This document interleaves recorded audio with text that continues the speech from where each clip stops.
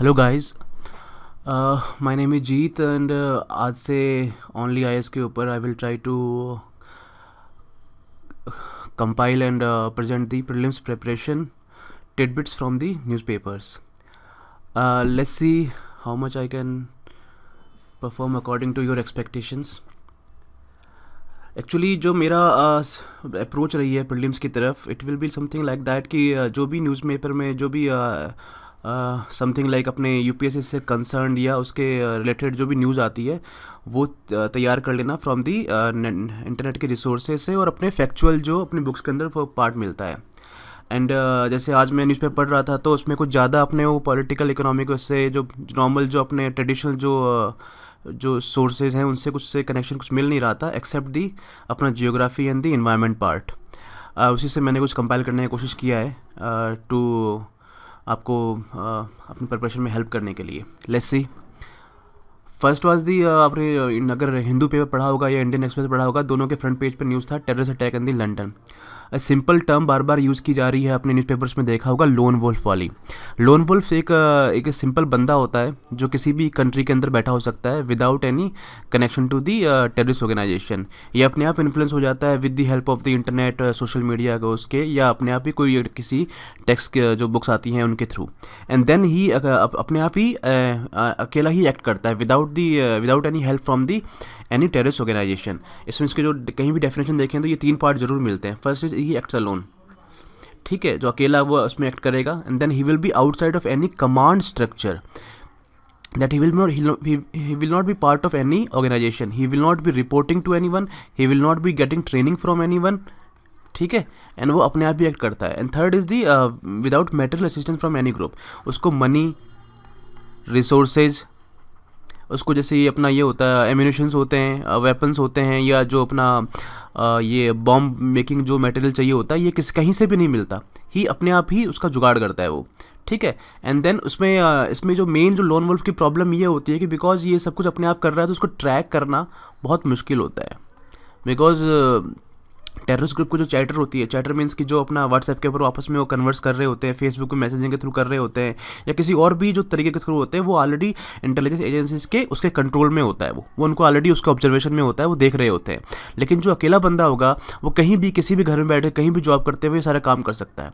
And that's why जो lone wolf attack पहले से भी होते रहे, लेकिन recently after the rise of the ये इस्लामिक स्टेट जो आईएस बोलते हैं जिसको, जो यहाँ पे इराक और सीरिया के अंदर जो बैठा हुआ है, स्पेशली अभी वो शिफ्ट कर गया लीबिया के अंदर, वो जो बंदे हैं वो उसके राइज होने के बाद में ये जो लोन वुल्फ वाले जो टेररिस्ट जो ये जो कैंडिडेट्स हैं, बंदे जो भी हैं, वो बहुत ज़्यादा राइज हो रहे हैं। बिकॉज उनकी जो फिलॉसफी यही रही है कि नॉट आईएस की, कि वो कहीं पे भी किसी को भी प्रिपेयर करने के लिए तैयार करता रहता है with the help of the internet.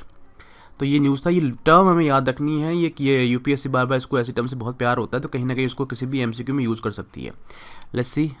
Next था ये हिंदू के फर्स्ट पेज पे ही न्यूज़ थे कि वो एक गॉड कहीं उसमें खड्डे में गिर गया था, देवर उसको निकालने की कोशिश कर रहे थे। तो गॉड होता क्या है, इसको इंडियन विषाणु बोलते हैं एक्चुअली, ठीक है। ये लार्जेस्ट एक्सटेंट बोवाइन है, native to the South Asia. South Asia means कि जो अपना वाला जो भारतीय उपमहाद्वीप है, जिसमें इंडिया, पाकिस्तान, नेपाल, भूटान, बांग्लादेश वगैरह आते हैं। And then South East Asia. South East Asia के अंदर आपके ये 10 कंट्री आ जाएंगे जो एशियन वाले हैं, ठीक है। तो ये वहाँ भी मिलता है, थाईलैंड हो गया, कंबोडिया हो गया, वियतनाम हो गया, इन पार्ट के अंदर भी, ठीक है। ये इंपॉर्टेंट इसलिए है कि बिकॉज न्यूज़ में आता है कि बिकॉज ये वल्नरेबल उसमें कैटेगरी में आता है IUCN की रेड लिस्ट के अंदर, और यूपीएससी को इसे बहुत प्यार है इस लिस्ट से, ठीक है। तो जो भी इसमें स्पीसीज जो भी एनिमल्स के अंदर बैठा होगा या जो प्लांट बैठा होगा, तो इसमें यूपीएससी सवाल बना सकती है कभी भी।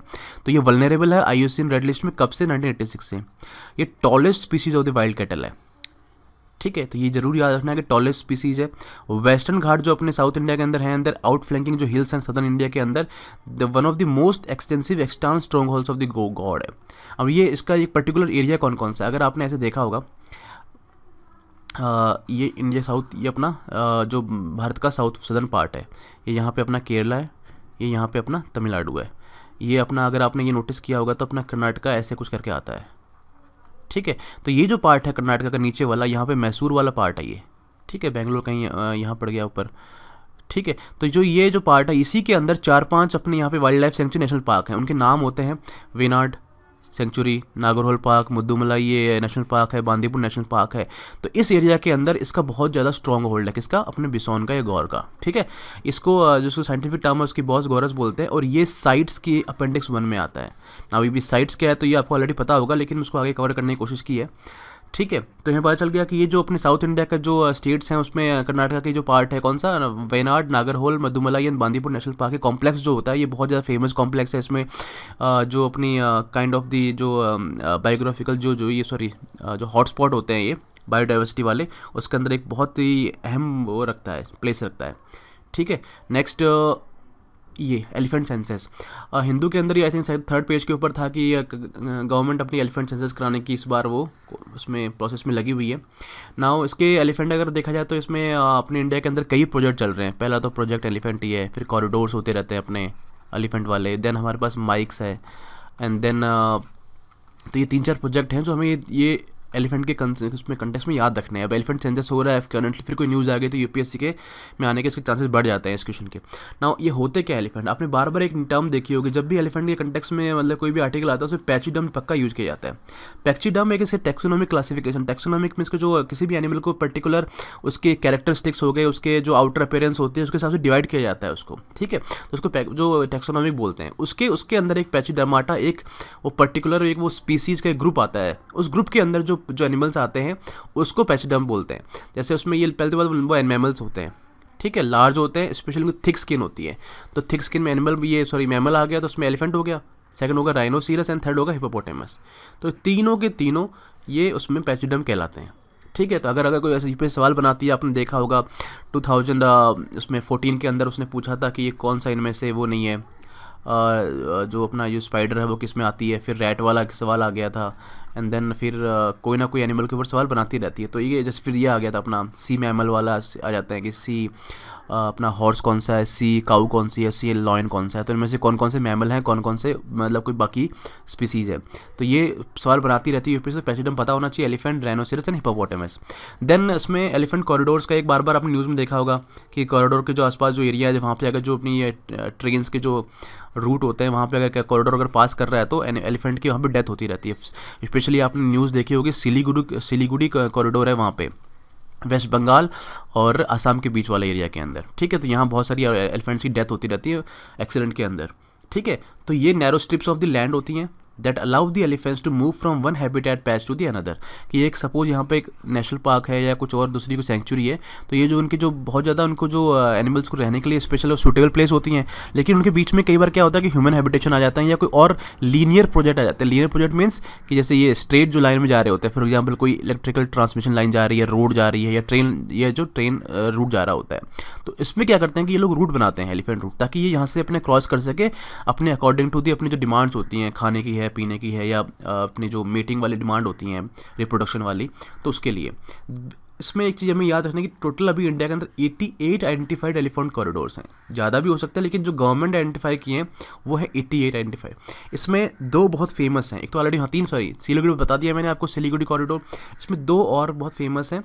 इन दोनों के अंदर ये फेमस इसलिए है कि जो हमारी जो एलिफेंट कॉरिडोर से रिलेटेड जो NGOs हैं जो वर्क कर रही हैं, उन्होंने इन दोनों को बहुत ज़्यादा फेमस बना दिया बिकॉज उन्होंने बहुत ज़्यादा वर्क किया है।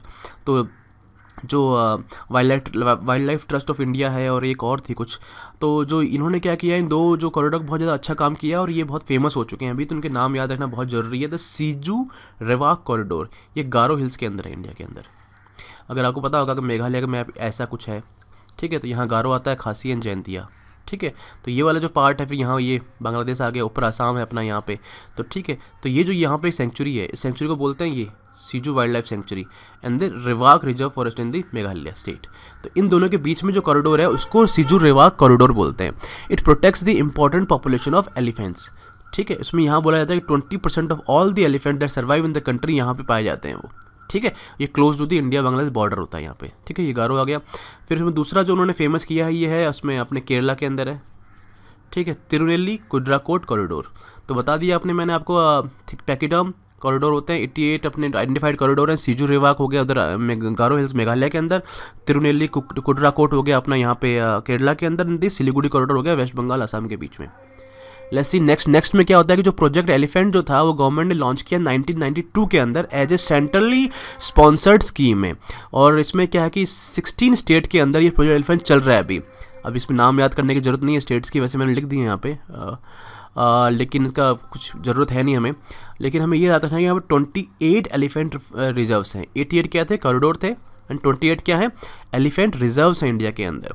ठीक है, अब इसके अंदर को ज़्यादा डीप जाने की जरूरत नहीं है, किसी को याद नहीं रहने वाला। National park are more important. इसमें हमें ये याद रखनी है कि एक स्पेशल प्रोग्राम चला रखा है गवर्नमेंट ने अंडर द साइट्स, जो पहले भी आया था उसमें गौर के अंदर। Monitoring of the illegal killing of elephants की फुल फॉर्म है माइक की। ठीक है, तो ये माइक स्पेशली अगर कहीं भी आता है कि किस एनिमल से रिलेटेड है, तो ये हमें याद रखना है कि ये एलिफेंट से रिलेटेड है। ठीक है, थर्ड हो गया इसमें एलिफेंट कॉरिडोर्स। अब एक सिंपल सा सवाल है कि कौन से स्टेट में ज़्यादा है, ये किसी फैक्चुअल टाइप का सवाल बन जाता है। तो अगर स्टेट कॉरिडोर देखा जाए कि एक ही स्टेट में कितने कॉरिडोर हैं, अगर उस हिसाब से हम कंपैरिजन करें तो मेघालय में मैक्सिमम है 1, दूसरा आएंगे उड़ीसा के अंदर, third Tamil Nadu, fourth Assam and then West Bengal. ये जरूर याद रखना है। फिर हमें ये याद रखना है कि जो मैक्सिमम इंटर स्टेट कॉरिडोर है कि दो स्टेट के बीच में कौन कौन से कितने ज़्यादा कॉरिडोर मैक्सिमम मिलेंगे, तो ये मिलते हैं उड़ीसा झारखंड में 8। ठीक है, इसके अलावा कोई फैक्चुअल सवाल नहीं बनता है। ठीक है, Meghalaya, Odisha, Tamil Nadu, Assam, West Bengal and then Odisha Jharkhand, 8 corridor total. Let's see next क्या है। हाँ, साइट्स। तो साइट्स एक ऐसा उन्होंने एक वो कन्वेंशन, एक वो उन्होंने ग्रुप बना के रखा हुआ है जो बेसिकली जो इंडेंजर्ड एनिमल्स हैं उनकी ट्रेड में रोकने के लिए, ताकि वो सर्वाइव कर सकें। इसकी फुल फॉर्म है the convention on international trade in endangered species of wild fauna and flora. ये तो पता ही होगा आपको, फौना तो होते हैं एनिमल्स एंड फ्लोरा होता है प्लांट्स। ठीक है, also known as the Washington convention. ये जरूर याद रखना है, अगर साइट्स के अंदर अगर आता है तो हमें इसको वॉशिंगटन वाला जरूर याद रखना है। ठीक है, ये multilateral treaty to protect the endangered plant है एंड एनिमल्स है। ठीक है, ये जो कन्वेंशन था ये आईयूसीएन के मेंबर्स थे 1963 के अंदर, ये बैठे हुए थे ये लोग। उन्होंने पहली बार इसको सोचा था कि हमें क्या करना है, लेकिन ये रियल में ओपन हुआ था 1973 में फॉर द सिग्नेचर्स, एंड 1975 1 जुलाई को ये पहली बार मतलब लागू हुआ था, फोर्स में आया था। ठीक है, अब ये करता क्या है, to ensure that international trade in specimen of the wild animals and plants does not threaten the survival of the species in the wild. कि जो भी अगर हम जो ट्रेड करते हैं, फॉर एग्जांपल आपने यहाँ से लॉयन को उधर भेज दिया या किसी और एनिमल को, जैसे कोआलाज होते हैं ऑस्ट्रेलिया में, ये बहुत ज़्यादा, पांडाज यहाँ पे चाइना में जो बहुत फेमस हो रखे हैं, इनकी जो ट्रेडिंग होती है एक कंट्री से दूसरी कंट्री में, वो इस तरह नहीं होनी चाहिए कि वो इनके जो सर्वाइवल को थ्रेटन कर दे, कि आपने सारा का सारा उठा के भेज दिया तो वहाँ कुछ बचेगा ही नहीं। एंड देन उनके जो प्रिजर्वेशन होता है, जो उनकी जो कंटिन्यूटी होती है उनकी जो किसी भी स्पीसीज़ की फॉर द फ्यूचर के अंदर, वो ख़त्म हो जाती है। तो उसको रोकने के लिए ये अभी उन्होंने क्या कर रहा है, 35,000 स्पीसीज हैं प्लांट एंड एनिमल की, वो उसको प्रोटेक्शन दे रहे हैं। ठीक है, अब हमें ये याद रखना है कि साइट्स में क्या होता है कि वॉलंटरी पार्टिसिपेशन होता है, कि आप पे कोई वो नहीं है, अगर आपने किसी भी जैसे आईयूसीएन के मेंबर हो तो आपको ये भी करना पड़ेगा, ऐसा कुछ फंडा नहीं होता है इसमें वॉलंटरी पार्टिसिपेशन होगा। लेकिन अगर आपने पार्टिसिपेट कर लिया तो ये बाइंडिंग हो जाता है, ये कन्वेंशन जो भी है। ठीक है, उसके जो रूल्स एंड रेगुलेशन होंगे। लेकिन हमें ये जरूर याद रखना है कि लीगली बाइंडिंग तो है, लेकिन ये जो नेशनल जो ऑलरेडी आपने जो अपने वो लॉज बना रखे हैं उनकी प्लेस नहीं लेता है, केवल उनको सप्लीमेंट करता है एक तरीके से। ठीक है, rather it provides a framework respected by each party which must adopt their own domestic legislation to implement CITES at national level. कि वो अपना एक डोमेस्टिक लेजिस्लेशन बनाएंगे, खुद का एक कानून बनाएंगे, रूल एंड लॉ लेके आएंगे, उसको ये फ्रेमवर्क क्या करेगा, उसको रिस्पेक्ट में उसको वो मतलब हेल्प करेगा कि आपको एक अपनी उसमें उस लॉ जो होगा उसके अंदर एक फ्रेमवर्क आप जो ये देगा, उस लॉ के अंदर आप उस फ्रेमवर्क को डालेंगे एंड उस फ्रेमवर्क को आप फिर यूज़ करेंगे अपनी जो भी थ्रेटेंड स्पीसीज को प्रोटेक्ट करने के लिए। ठीक है, नेक्स्ट ये याद रखना है कि इसमें ये अपेंडिक्स के 3 बहुत ज़्यादा इंपॉर्टेंट है। उन्होंने ये बोला है कि 5,000 स्पीच एनिमल हो गए, 29 उसके प्लांट्स हो गए, वगैरह वगैरह हो गए, कुछ खास नहीं, लेकिन इसमें 3 अपेंडिक्स जरूर याद रखने होते हैं, कि उन अपेंडिक्स के हिसाब से ये डिसाइड करता है कि किसको कितनी प्रोटेक्शन चाहिए। उसमें 1, 2, 3 फर्स्ट है 1200 स्पीसीज। ये जो स्पीसीज हैं they are threatened with the extinction, कि वो भैया खत्म होने वाली हैं, एक्सटेंड होने वाली हैं। ठीक है, एंड आर और may be affected by the trade, और अगर वो थ्रेटन होने वाली हैं तो कल हो सकता है कि वो उसमें जो ट्रेड अगर आप करते रहोगे तो वो कंप्लीटली गायब भी हो जाए इस प्लेनेट से। ठीक है, 2 वाले में क्या होता है, उन्होंने 21,000 स्पीसीज को इंक्लूड कर रखा है इसके अंदर। They are not necessarily threatened with the extinction but may become so unless trade in specimen of such species is subject to strict regulation in order to avoid utilisation incompatible with the survival of the species wild. वो अभी तो threatened नहीं हो रही है extinction से, लेकिन आप अगर कंटिन्यू करते रहे तो कई सालों के बाद में हो सकता है कि वो एक्सटेंड हो जाएं। ठीक है, तो ये सेकंड हो गया। थर्ड में क्या होता है 170 स्पीसीज। इसमें कुछ एक्सटिंक्शन वाला फंडा नहीं है, ठीक है। लेकिन जो कुछ कंट्रीज होती हैं वो क्या बोलते हैं कि अपने दूसरे कंट्री से ये बोलती हैं, अदर जो साइड्स पार्टीज होती हैं कि यार ये जो आप जो हम स्पीसीज आप ट्रेड कर रहे हो प्लीज़ इसको रोको, और बिकॉज हमें थोड़ी सी प्रॉब्लम हो रही है आपकी इस ट्रेड के कारण। तो they ask the other sides party for assistance in controlling the trade in this species. For example अब यहाँ पे आप न्यूज़ में बार बार देखा होगा चाइना के अंदर ये बहुत ज़्यादा ट्रेडिंग होती है अपने यहाँ से, जैसे राइनोसिरस हो गया, ये लेपर्ड हो गए, टाइगर्स हो गए, तो इनकी स्किन्स हो गए, इनके ऑर्गन्स की बहुत ज़्यादा डिमांड है कहाँ पे, चाइना के अंदर। तो इंडिया कैन आज चाइना को भैया कि आप प्लीज़ यहाँ पे अपने कुछ रूल्स को रेगुलेशन थोड़ा स्ट्रिक्ट करो ताकि यहाँ से ट्रेडिंग होना बंद हो जाए। तो दैट्स उसमें जो अपेंडिक्स 3 में आते हैं वो स्पीसीज आती हैं, ठीक है। The species are not necessarily threatened with the extinction globally, ठीक है। तो वो ग्लोबली नहीं है वो थ्रेटन्ड, लेकिन उस कंट्री में हो सकती है, पर्टिकुलर कंट्री के अंदर, ठीक है। तो in all member countries trade in these species are only permitted with an appropriate export permit and certificate of origin from the state. तो फॉर एग्जाम्पल ये कहना ये चाह रहा है कि अगर आप चाइना में अगर ये इनकी ट्रेड होनी होती है तो चाइना को पहले इंडिया से परमिट लेना पड़ेगा, एक्सपोर्ट परमिट, ठीक है, और सर्टिफिकेट ऑफ ऑरिजिन की, ये आया कहाँ से, किस कंट्री से आया है, तभी वो उसमें डील कर पाएगा, ट्रेड कर पाएगा। तो ठीक है, 3 हो गए appendix 1, 2, 3। First is the threaten with extinction, ठीक है, वो अफेक्ट हो सकती है ट्रेड से। सेकंड में क्या होता है, they are not threaten necessarily, लेकिन वो फ्यूचर में हो सकती है। और थर्ड में आएंगे वो जो कोई कंट्री किसी दूसरी कंट्री को बोलता है हेल्प करने के लिए, ठीक है। तो ये साइड्स हो गया अपना। नाउ उसमें अपने हिंदू के अंदर ही किसी 6 पेज के ऊपर या 7 पेज के ऊपर एक आर्टिकल था उसमें नीचे की साइड में कि ये जो ये अपनी पंबा रिवर है उसके अंदर उनके उसकी किसी ट्रिब्यूटरी को उन्होंने वो दोबारा से रिजुनेट कर लिया है, उसको प्रिजर्व कर लिया है, ठीक है। तो अब जैसे तो कुछ खास है नहीं, लेकिन उसमें ये रिवर केरला इसलिए इंपॉर्टेंट हो जाती है कि लास्ट ईयर जो अपनी सुप्रीम कोर्ट गवर्नमेंट ने एक वो दिया था, एक ऑर्डर निकाला था कि जो पंबा रिवर है, इसको पंपा रिवर भी बोलते हैं, ठीक है। उसके अंदर जो ये है, इसकी फेमस इसलिए है ये रिवर बिकॉज जो सबरीमाला टेम्पल है, बार बार आपने सुना होगा, जो फेमस है, ठीक है, वो जो है वो रिवर पंबा के बैंक्स के ऊपर है। तो जो यहाँ के डिवोटीज होते हैं, जो सबरीमाला टेम्पल के अंदर जाते हैं, जो भक्तगण होते हैं अपने, वो जाके वहाँ पे क्या करते हैं, वादिंग करते हैं और अपने जो टाउल्स होते हैं वो सूखने के लिए उसमें डाल देते हैं। तो इसके कारण क्या है कि बहुत ज़्यादा पॉल्यूशन हो रहा है, और ये किसी कोर्ट ने एक वहाँ पे ऑर्डर निकाल दिया था कि वाला ये एक्टिविटी बंद होनी चाहिए। तो ये पंबा रिवर काफ़ी न्यूज़ में रही है, और अभी इसने बता दिया कि वो काफ़ी उसका किसी ट्रिब्यूटरी का प्रिजर्वेशन भी कर दिया, इसलिए न्यूज़ में आ गया है। तो ये पूरी केरला की रिवर एक तरह से हो जाती है। और west flowing and east flowing जो रिवर है साउथ इंडिया की, अपनी जो पेनिसुलर जो रिवर्स हैं, वो एक सवाल यूपीएससी बनाती है ऑलरेडी, ठीक है, और एनसीईआरटी के अंदर ये ऑलरेडी दे रखे हैं, तो वहाँ से कवर कर लेते हैं इसको। तो Pamba river is also called Pampa river. ये 3rd लॉन्गेस्ट रिवर है कहाँ पे, केरला के अंदर, आफ्टर पेरियार एंड भारतपूजा रिवर, ठीक है, and the longest river in the princess of Travancore. Travancore पता ही होगा आपको, अगर आपने केरला का मैप देखा होगा तो ये ऊपर वाले पार्ट में आता है ट्रेवनकोर, ठीक है ना। सबरीमाला टेम्पल डेडिकेटेड तो ये लॉर्ड एप पे बता दिया मैंने आपको, ठीक है। अच्छा, एक बात और याद रखनी है, अगर सिंपल जीके का सवाल है कि पंपा रिवर के ऊपर ही हनुमान जी की फर्स्ट जो कहते हैं कि जो वर्शिप स्टार्ट हुई थी, ठीक है। और जो अपना सुग्रीव का किंगडम रामायणा वाला था वो इसी केरला का जो लोअर पार्ट, सॉरी कर्नाटका का लोअर पार्ट एंड केरला के अपर पार्ट के अंदर लोकेटेड था, ठीक है। तो वन मोर थिंग ये आपको उसमें देख सकते हो, उसमें काफ़ी उसकी बहुत ही सेक्रेड रिवर रही है उस टाइम में, ठीक है। 3rd आ जाएगा आपका, इसी को दक्षिणा भागीरथी बोलते हैं, ठीक है, रिवर बरिश वगैरह नाम आ गया। हाँ, अब देखो उसमें है कि हमें याद रखना कि वेस्ट फ्लोइंग कौन कौन सी है, ईस्ट फ्लोइंग कौन कौन सी है। तो वेस्ट फ्लोइंग के अंदर अगर हम देखेंगे कि इस डिसाइड में, जैसे ये साउथ इंडिया ऐसे है, यहाँ पे केरला है, ये अपना तमिलनाडु है, तो इस डिसाइड के अंदर वेस्ट फ्लोइंग कौन कौन सी रिवर है। तो अबव 3 के अंदर पहले बता दी मैंने आपको, Pampa river, Periyar river, Bharathapuzha river plus एक चेलियार। बाकी 10-12 और है, लेकिन वो इतनी वो मतलब बड़ी नहीं है कि वो उसमें सिग्निफिकेंट नहीं है, तो हमें नाम याद रखना है यहाँ पे 4, ठीक है, Periyar, Pampa, Bharathapuzha and Chaliyar. East flowing river, these are 3 rivers rise in the Kerala and flow the eastwards. ये इस साइड के अंदर वो जाएंगी, ठीक है, यहाँ से निकलेंगे तमिलनाडु से फिर इसमें बे ऑफ बंगाल में गिर जाएंगी, ठीक है। और ये जो गिर रही हैं वेस्ट वाली, कहाँ गिर रही हैं, अरेबियन सी के अंदर। ये 3 रिवर हैं कौन कौन सी, ठीक है। उसमें जो पहली ये है काबिनी रिवर, दूसरी है Bhavani river and third is the Pambar river. तो जो काबिनी रिवर है वो ऐसे निकल के कर्नाटका में जाती है, ठीक है। और ये जो नीचे 2 रिवर आती हैं अपनी, ये इधर भवानी एंड पंबार रिवर, ये तमिलनाडु के अंदर घुस जाती हैं, ठीक है। छोटा सा एक ये वो था।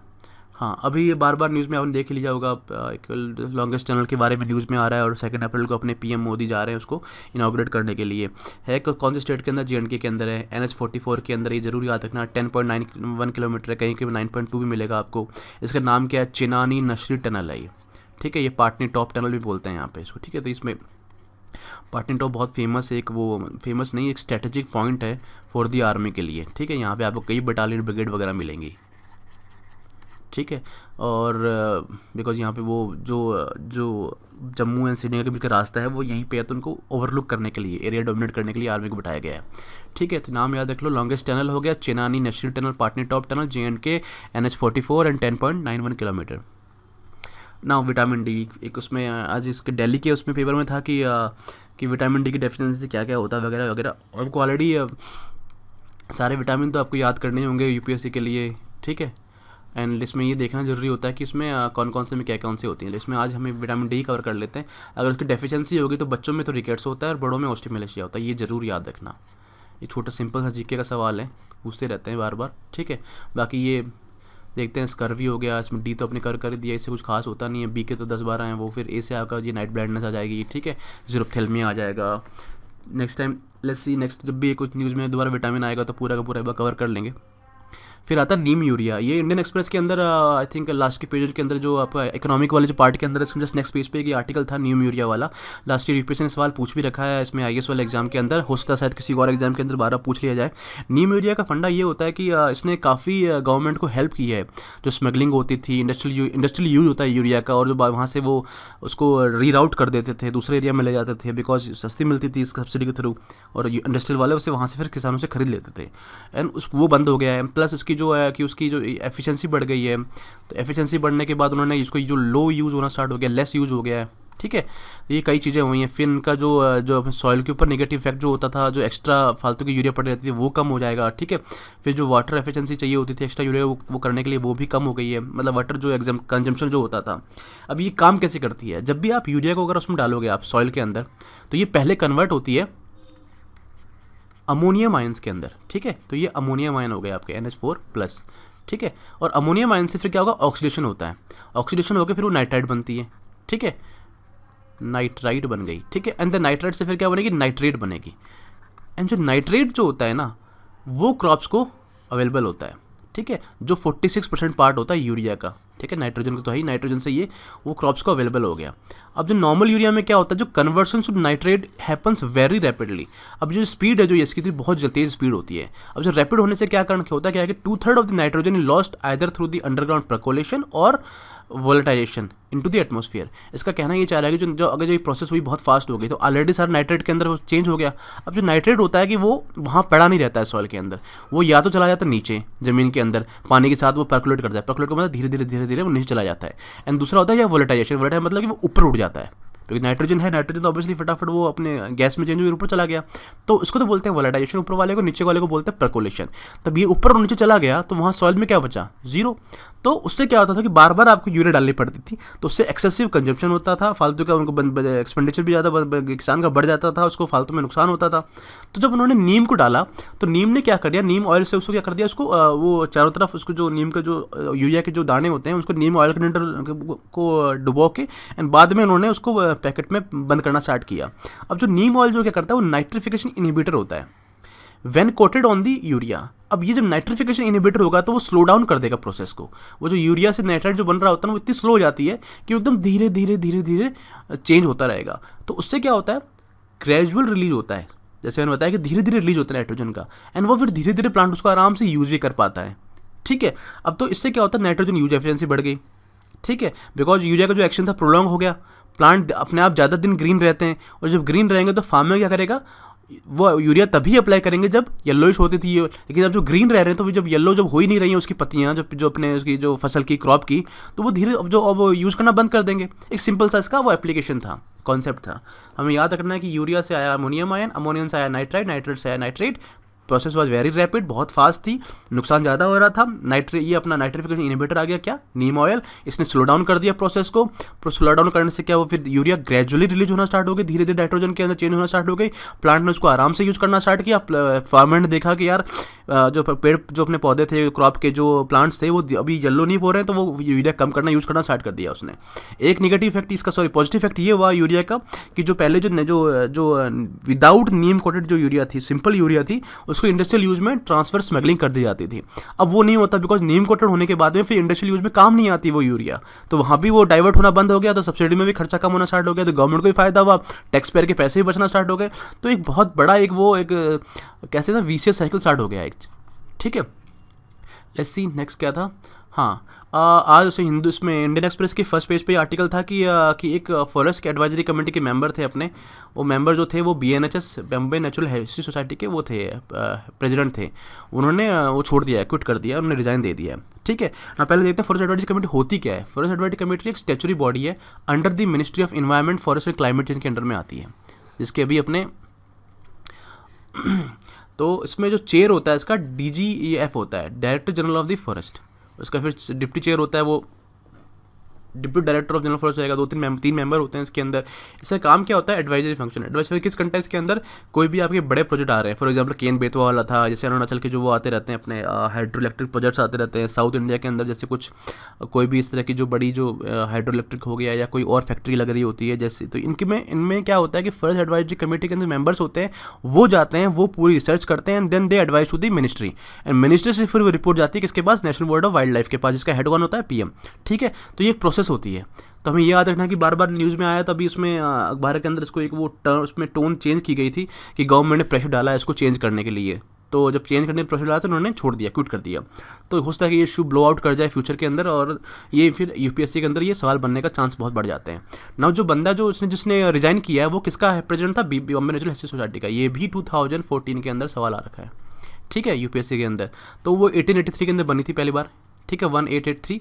One of the largest non governmental organisation है ये, one of the largest NGO है गवर्नमेंट में, और किसका काम करती है, कंजर्वेशन एंड बायोडाइवर्सिटी रिसर्च है।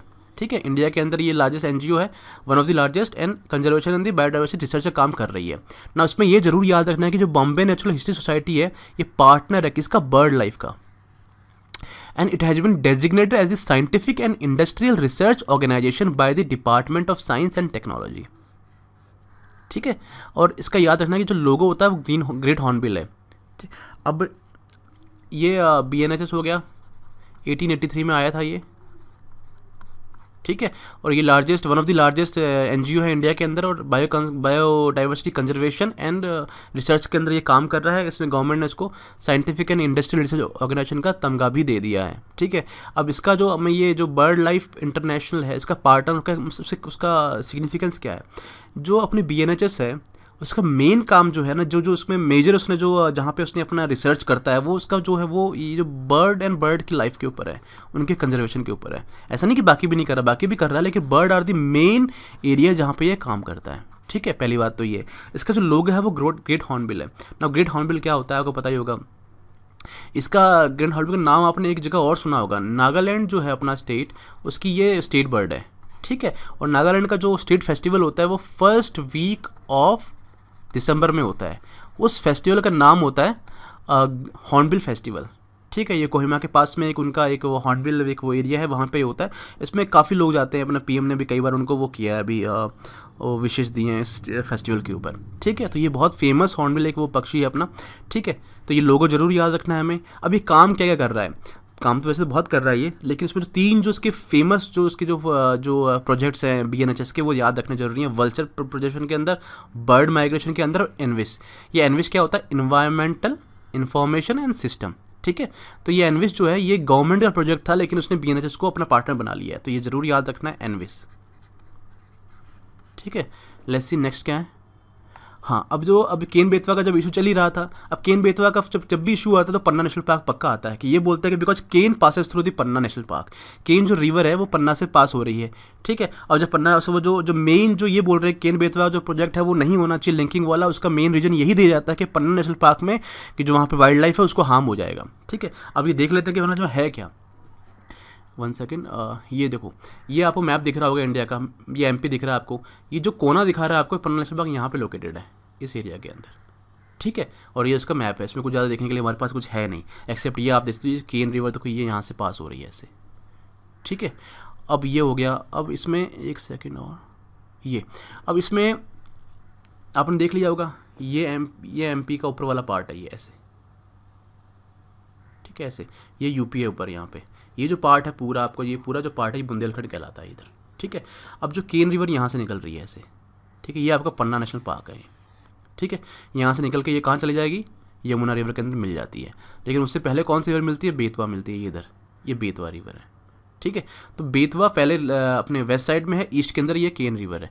यहाँ से ये लिंक बना रहे हैं ऐसे धीरे धीरे, जो ये बेतवा लिंक जा रहा है और ये जाके जो केन से वाटर जाएगा कहाँ पे, बेतवा के अंदर। जब भी याद रखना कि ऐसे जब भी नाम आते हैं कि केन बेतवा, इसका मतलब ये होता है केन टू बेतवा, केन से वाटर बेतवा में जा रहा है। सिंपल चीज़ ये हो गई। प्लस बेतवा किधर है, वेस्ट में है, केन किधर है, ईस्ट में है। केन कहाँ से पास होती है, पन्ना नेशनल पार्क से। इससे ज़्यादा हमें कुछ याद नहीं रखने की ज़रूरत है, बस पन्ना नेशनल पार्क जरूर याद रखना है। ये बहुत फेमस पार्क है, इसके रीजन कुछ दिए गए हैं बिकॉज ये जियोग्राफिकली कुछ इसमें ऐसी जो कुछ वो फीचर्स हैं जो हमें याद रखनी होती हैं। जैसे आपको याद होगा केबल लमजाओ का पूछा था उन्होंने, और जो एक वो अरुणाचल का जो वो पार्क पूछा था जो एकदम उस ईस्टर्न मोस्ट पार्ट में जो लोकेटेड है। ठीक है, तो ये ज़रूर याद रखना होगा कैसे, इसमें है क्या पॉइंट। ये एक ऐसा जगह लोकेटेड है जो पन्ना नेशनल पार्क कि जहाँ पे continuity of the tropical and subtropical dry broad leaf forest belt which starts from the south India is broken and beyond this the upper Gangetic plains most deciduous forest of the great Indo Gangetic plain begins. कहने का मतलब ये है कि नीचे से जो plant का जो वो आ रहा होता है, एक ट्रेंड आ रहा होता है ना कि यार यही प्लांट आपको हर जगह मिलेंगे, वो कौन से होते हैं, tropical subtropical dry broad leaf forest. ठीक है, वो इस पन्ना नेशनल पार्क में ख़त्म हो जाते हैं। फिर यहाँ पे क्या है कि इसके ऊपर में बता दिया यमुना आ रही है, फिर गंगा आ रही है, तो यहाँ पे फिर दूसरे टाइप के फॉरेस्ट आना स्टार्ट हो जाएंगे। कौन से वाले, ये बता दिया आपने इसको, मॉइस्ट डेसिडुअस फॉरेस्ट। तो यहाँ मिलते हैं मॉइस्ट डेसिडुअस फॉरेस्ट। ठीक है, नीचे कौन से मिलते हैं, tropical subtropical dry broad leaf, tropical subtropical dry broad leaf. तो ये जो लोकेशन है पन्ना वाली, इसके नीचे मिलेंगे ट्रॉपिकल सब ड्राई ब्रॉड लीफ फॉरेस्ट, ऊपर मिलेंगे आपके मॉइस्ट डेसिडुअस फॉरेस्ट। तो एक ये अगर ऐसा सवाल पूछता है कि कौन से नेशनल पार्क में ये फीचर्स मिलती हैं, तो आपको ये बताना है कि ये इसमें है। ठीक है, अब इसमें 2-3 पॉइंट और दिए हैं। Northernmost tip of the natural teak forest and easternmost tip of the natural kardhai pendula forest. तो अगर हम नीचे से आकर देखें तो यहाँ तक टीक यहीं तक मिलता है, इसके ऊपर टीक नहीं मिलता है। आपको पता होगा जो सागवान की लकड़ी जो बोली जाती है वो फेमस होती है, जो बर्मा टीक तो वर्ल्ड ओवर फेमस है, बहुत ही थिक इसकी वो वुड होती है। टीक इसलिए प्रेफर की जाती है बिकॉज एक तो हैवी होता है, सेकंड थिंग इसके पानी इसके अंदर नहीं घुसता, थर्ड थिंग इसके अंदर जो अपने ये बोलते हैं जो दीमक जो होती है वो इस वुड के अंदर कभी वो छेद नहीं कर पाती है। ठीक है, तो 2-3 चीज़ें वो हो गई, इसलिए बहुत वैल्यूबल वो पेड़ हो जाता है। तो ये जो अपना जो पन्ना जो नेशनल फॉरेस्ट है, ये नॉर्दर्न मोस्ट पॉइंट है जहाँ पे ये टीक फॉरेस्ट मिलता है, उसके बाद ऊपर नहीं मिलता है। ठीक है, और ईस्टर्न पॉइंट मतलब कि अगर हम यहाँ से चलना राइट साइड से चलना स्टार्ट हो जाए तो नेचुरल करदाई जो पेंडुला फॉरेस्ट होते हैं वो भी यहीं तक ही मिलते हैं। तो अगर ये सवाल आता है, नाम याद रख लो, बस अंदर घुसने की जरूरत नहीं है कि बस कौन से उसमें पन्ना उसमें नेशनल पार्क मिलते हैं, तो पन्ना। ठीक है, अब आ गया ये कहाँ मिलता है, विंध्या हिल्स में मिलता है। इसमें dynamic dry desert forest already पहले से तैयार होते हैं, प्लेटूज बहुत हैं, गॉर्जेस बहुत हैं, बिकॉज ऑलरेडी बुंदेलखंड का सूखा पड़ा होता है, तो वो रिवर्स पुरानी रिवर्स ने अपने प्लेटूज गॉर्जेस बना के रखे हुए हैं। ये केन रिवर यहाँ मिलती है। इसमें एक पॉइंट और दे रखा है उन्होंने कि it links the eastern and western populations of wild animals through the north east south west running Vindhyachal ranges. कि अगर जो यहाँ पे जो एक इसने एक ऐसा लिंक बनाया है कि ये तो नॉर्थ ईस्ट हो गया ऊपर, ठीक है, और ये साउथ वेस्ट हो गया, तो यहाँ के जो एनिमल्स होते हैं और यहाँ के जो एनिमल्स होते हैं इनको लिंक करता है ये। ठीक है, ये एक ऐसी स्पेशल जगह बैठा हुआ है यहाँ पे, और ये मोस्ट इंपॉर्टेंट प्रोटेक्टेड एरिया है कहाँ पे, नॉर्थ सेंट्रल हाईलैंड्स के अंदर। ठीक है, तो इतना ही था, इसमें कुछ खास है नहीं। पॉइंट बता दिए मैंने आपको कौन सा, एक तो पहला तो अपने ये फॉरेस्ट बेल्ट बता दी मैंने आपको इसमें। ठीक है, टीक वाला बता दिया, पेंडुला फॉरेस्ट का वो बता दिया, टीक के लिए नॉर्दर्न मोस्ट है और पेंडुला के लिए ईस्टर्न मोस्ट है। विंध्यन हिल्स हैं इसमें, डायनामिक ड्राई डेजर्ट फॉरेस्ट मिलते हैं, प्लेटू गॉर्जेस, केन रिवर हो गई, वाइल्ड एनिमल्स के यहाँ पे लिंक करता है eastern and the western populations को, NESW वाली। And then north central highlands का, ये नॉर्थ सेंट्रल हो गया तो ऊपर आपको याद होगा मैप के अंदर, ये सबसे इंपॉर्टेंट प्रोटेक्टेड एरिया है यहाँ पे। फ्री मैप आ ही गया, और इसमें आप देख सकते हो कि ये जो पन्ना नेशनल पार्क है आपको समझ में आ रहा होगा एक मैप के अंदर, या यहाँ देख लो कि जो आपका इसमें जो मैप में देखेंगे कि जो साउथ की ये केप कॉमरिन है, यहाँ से जो प्लांट्स ऊपर आ रहे होते हैं कौन से वाले, ट्रॉपिकल और subtropical dry broad leaf forest, वो यहाँ खत्म हो जाते हैं। इसके ऊपर कौन से मिलेंगे आपको, मॉइस्ट डेसिडुअस फॉरेस्ट मिलता है। ठीक है, फिर ये टीक भी यहाँ खत्म हो जाती है, और ईस्टर्न मोस्ट पॉइंट किसका है, ये पेंडुला फॉरेस्ट का है। ठीक है, और एनिमल का यहाँ पे एक डिफरेंट टाइप के एनिमल मिलेंगे, यहाँ पे डिफरेंट टाइप के एनिमल मिलेंगे, उनका ये एक तरीके से लोग मीटिंग पॉइंट है। तो आज के उसमें प्रीलिम्स के जो प्रिपरेशन के टिडबिट्स में इतना ही। ठीक है, एंड फीडबैक जो होगा आप ओनली IAS.com के ऊपर आप फीडबैक दे सकते हो। ठीक है, NIG को सजेशंस होगा कुछ इम्प्रूवमेंट के लिए, तो please do right it down. Thank you very much, good day.